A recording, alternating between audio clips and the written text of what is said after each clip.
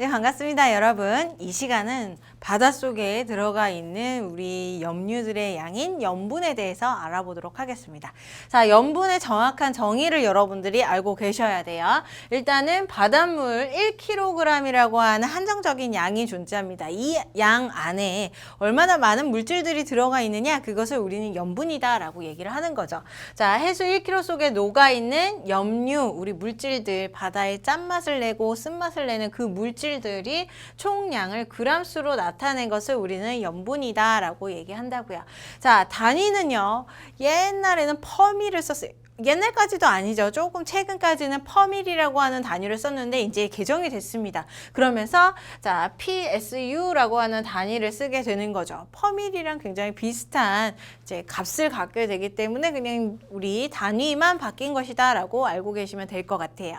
자, 평균 염분은 35 PSU 정도 돼요. 그래서 이 35 PSU가 되는 곳도 있고, 그리고 환경의 조건에 따라서 어디는 더 작겠죠. 사해 같은 경우는 40 이상이 되기 때문에 이렇게 더 짜거나 아니면 조금 더 싱겁거나 뭐 32, 뭐 29 이런 식으로 훨씬 더 싱겁거나 아니면 훨씬 더 짜거나 이렇게 약간의 변동은 존재할 수 있으나 일단은 평균은 35 PSU이다 라고 볼 수가 있어요.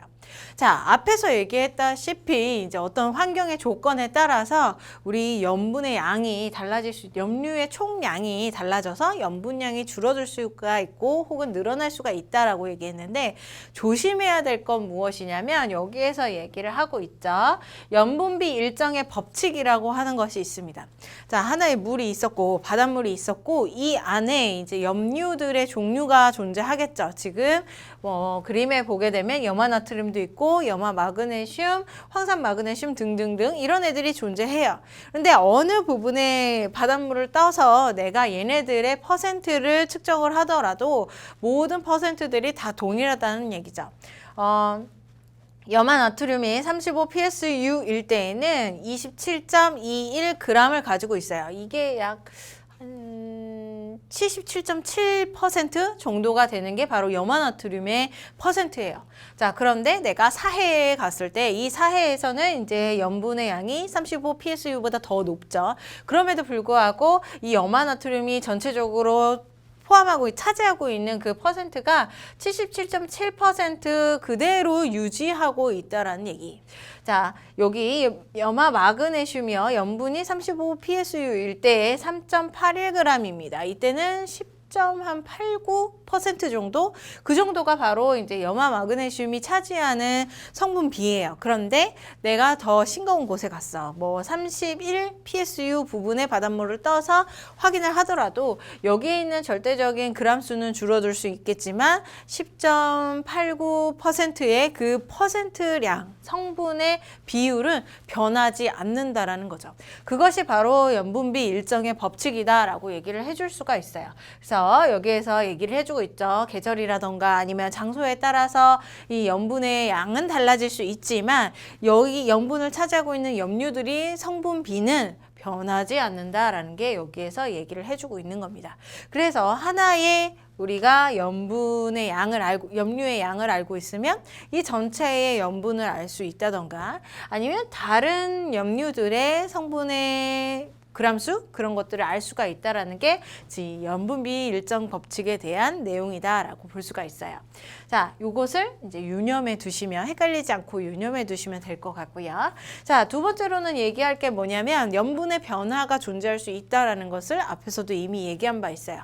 사해는 굉장히 짜다라고 하면서 35보다 훨씬 더 높은 값을 갖고 있고, 뭐 예를 들어서 강물이 많이 유입되는 우리 대륙의 연안 부근에서는 많이 강물이 유입이 되기 때문에 담수라고 얘기를 하죠. 짜지 않은 물이 유입이 되기 때문에 그 염분의 양이 줄어들 수가 있다는 거예요. 그래서 염분 변화를 일으킬 수 있는 요인 3가지가 존재하는데 가장 크게는 요놈이 많은 역할을 하게 됩니다. 증발량과 강수량이요. 증발이 많이 일어나면 염분이 증가를 하겠죠.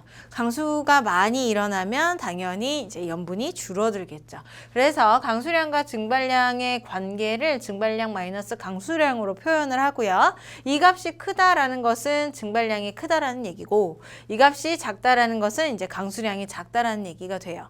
그래서 증발량 마이너스 강수량이 크면 클수록 증발량이 높은 것이기 때문에 염분은 증가할 것이다 라는 게 여기에서 얘기하는 겁니다. 가장 염분에 많은 영향을 주는 요인이 증발량과 강수량이다. 자, 두 번째는 강물의 유입이에요. 우리 대륙의 연안과 그 다음에 대륙의 중심부를 비교를 해보면 연안 같은 경우는 강물이 계속적으로 유입이 돼요. 그렇기 때문에 이제 짠물에 소금물에다가 물타기가 되는 거죠. 그러면 염분이 줄어들게 되고, 중심부는 염분이 물타기가 아니니까 염분이 증가하게 되고, 그런 현상이 여기에서 나타나는 것. 또 하나 이제 해수의 결빙과 해빙, 이제 빙하가 녹느냐 아니면 더 어느냐 이 차이가 되는 겁니다. 얼게 되면은 이제 염류들은 남기고 이제 물만 얼기 때문에 염분이 증가를 하게 될 것이고, 그 다음에 해빙을 하게 되면 물이 녹아내리는 거죠. 그 결과 이제 물타기가 되기 때문에 이제 염분이 감소하게 되는 현상이 나타나게 된다. 이 세 가지 조건을 가지고 어떻게 염분이 증가하는 요인들이 몇 가지가 이 중에서 무엇인지, 그 다음에 감소한 요인이 무엇인지를 알아맞혀 줘야 돼요. 그래서 그것을 정리한 게 여러분들의 기본 자료에 존재하죠. 저의 슬라이드는 아래쪽에 존재합니다. 자, 염분이 높은 곳들은 이제 세 가지 조건 중에서 증발량과 강수량을 일단 첫 번째로 기억을 해줘야 되겠죠. 자, 증발량이 많은 곳, 높은 곳, 혹은 증발량 마이너스 강수량의 값이 큰 곳이 바로 여기에 속합니다. 또 하나, 자, 해수가 결빙이 일어나는 곳, 그곳이 이제 염분이 높은 곳이죠. 자, 표층 염분이 낮은 곳도 존재할 수 있죠. 이 낮은 곳은 일단 첫 번째로 증발량과 강수량을 비교해 봤을 때 강수량이 더 높은 곳. 그래서 증발량 마이너스 강수량 값은 더 작은 곳을 얘기를 하는 거죠. 강수량이 많은 곳이다. 또 하나 이제 해수의 결빙의 반대인 해빙이 일어나는 곳이고요. 그 다음에 강물이 유입되는 곳이다. 여기가 바로 대륙의 연안이다라고 볼 수가 있어요.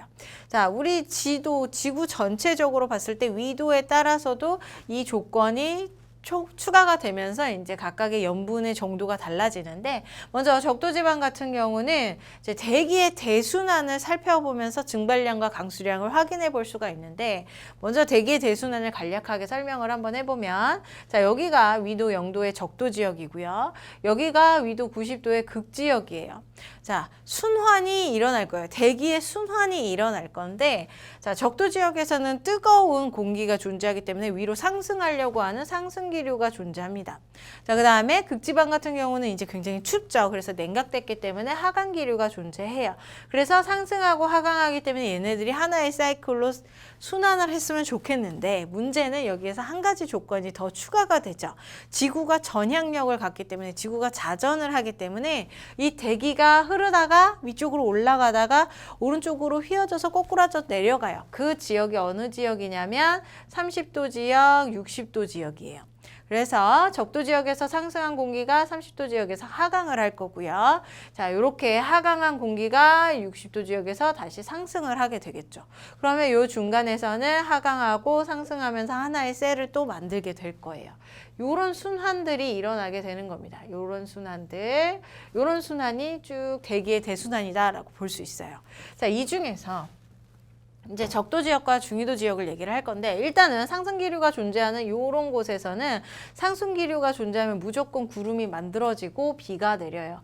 그래서 적도 지역에서는 강수량이 높다라고 볼 수 있죠. 자, 그 다음에 30도 지역에서는 지금 하강기류가 존재하죠. 증발량이 더 높아질 수 있고요. 이 지역에서는 사막이 주로 많이 발달되어 있어요. 그래서 여기 증발량이 주로 많이 발달되고, 그 다음에 여기서는 강수량이 발달된다라고 얘기를 해주세요. 해주는 거죠. 강수량과 증발량에 따라서 염분의 차이가 존재하기 때문에 이런 얘기가 여기에서부터 비롯된 것이다 라고 볼 수 있겠습니다. 자, 적도지방은요, 대기의 대순환 요 그림의 원리에 따라서 자, 강수량이 많아요. 저압대이기 때문에. 그래서 강수량 때문에 이제 염분이 낮아지는 모습을 볼 수가 있고요. 자, 중위도 지방은 여기에요. 지금 30도 부근. 자, 대기의 대순환에 따라서 공기가 하강을 하게 되고 고압대가 발달을 하면서 증발량이 발달을 하게 되는 거, 증발량이 많아지게 되는 거죠. 그 결과 이제 염분이 높아지게 된다. 자, 극지방은요 조금 달라요. 이제 극지방은 냉각이 일어납니다. 상승보다는 냉각이 일어나니까 증발이 잘 일어나지 않는 모습이 존재하게 되고요. 그 다음에 빙하가 녹아요. 빙하가 융해되면서 염분이 낮은 특징을 갖게 되는 거죠.